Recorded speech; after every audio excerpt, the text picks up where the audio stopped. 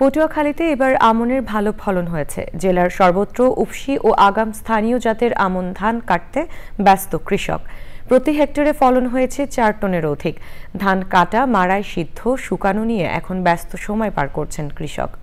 পটুয়াখালী প্রতিনিধি এনায়েতুর রহমানের রিপোর্ট।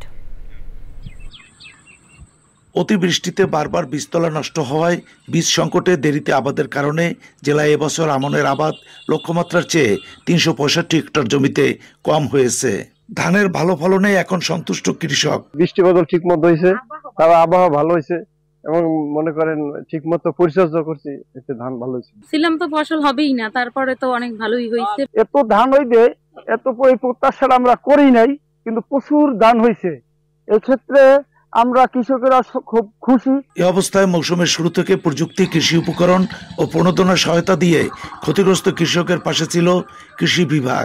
রাসায়নিক সার দিয়েছি, কৃষকের পাশে আমরা ছিলাম, পরামর্শ দিয়েছি। আমাদের এবছর আবহাওয়া পরবর্তীতে ভালো ছিল এবং ফসলের ফলন খুব বাম্পার ফলন।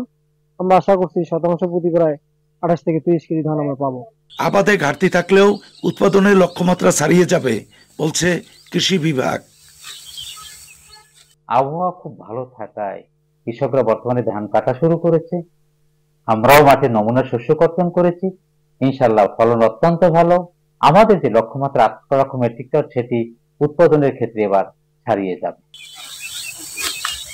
এবছর আমন মৌসুমের শুরুতে আবহাওয়ার বিরূপ প্রভাব থাকলেও ধান পাকা ও কর্তন মৌসুমে তা কেটে গেছে, যার ফলে ভালো ফলন পেয়ে খুশি হয়েছে কৃষক। পটুয়াখালী থেকে এনায়েতুর রহমান, চ্যানেল আই।